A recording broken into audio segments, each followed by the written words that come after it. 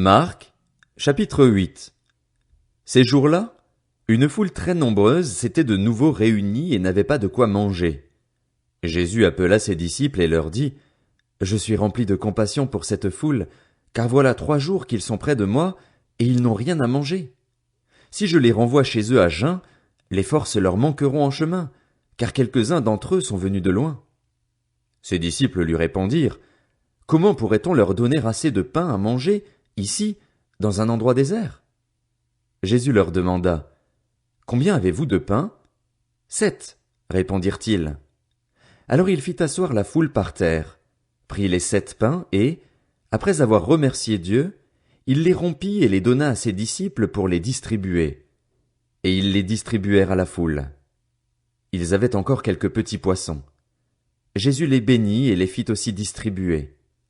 Ils mangèrent et furent rassasiés, et l'on emporta 7 corbeilles pleines des morceaux qui restaient.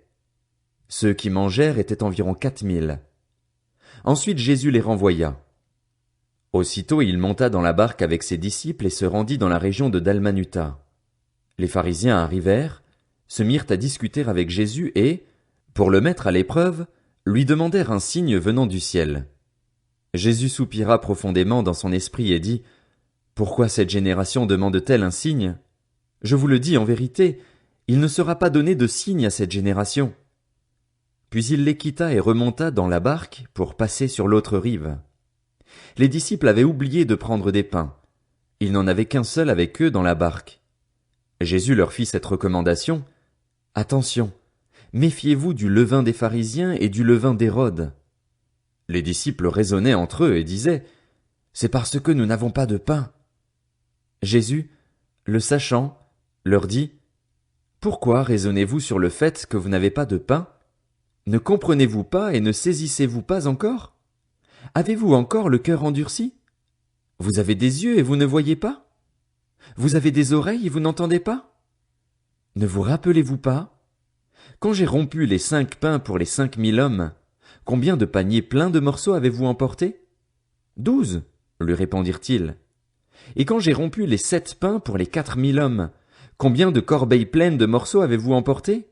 7, répondirent-ils. Et il leur dit, comment se fait-il que vous ne compreniez pas encore? Ils se rendirent à Bethsaïda. On amena un aveugle vers Jésus et on le supplia de le toucher. Il prit l'aveugle par la main et le conduisit à l'extérieur du village.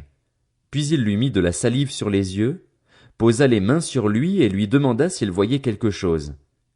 Il regarda et dit, « J'aperçois les gens, je les vois comme des arbres, et ils marchent. » Jésus lui mit de nouveau les mains sur les yeux et, quand l'aveugle regarda fixement, il fut guéri et vit tout distinctement. Alors Jésus le renvoya chez lui en disant, « N'entre pas dans le village et n'en parle à personne. » Jésus s'en alla avec ses disciples dans les villages voisins de Césarée de Philippe. Il leur posa en chemin cette question. « Qui suis-je, d'après les hommes? » Ils répondirent, « Jean-Baptiste. » D'après certains, Élie. D'après d'autres, l'un des prophètes. « Et d'après vous, qui suis-je? » leur demanda-t-il. Pierre lui répondit, « Tu es le Messie. » Jésus leur recommanda sévèrement de n'en parler à personne.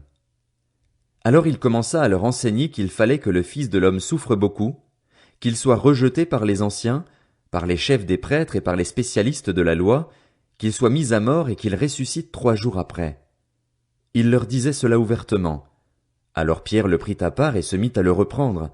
Mais Jésus se retourna, regarda ses disciples et réprimanda Pierre en disant, « Arrière, Satan, car tes pensées ne sont pas les pensées de Dieu, mais celles des hommes. » Puis il appela la foule avec ses disciples et il leur dit, « Si quelqu'un veut être mon disciple, qu'il renonce à lui-même, qu'il se charge de sa croix et qu'il me suive.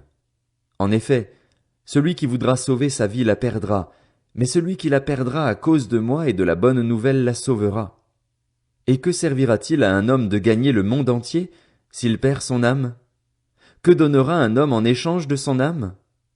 En effet, celui qui aura honte de moi et de mes paroles au milieu de cette génération adultère et pécheresse, le Fils de l'homme aura aussi honte de lui quand il viendra dans la gloire de son Père avec les saints anges.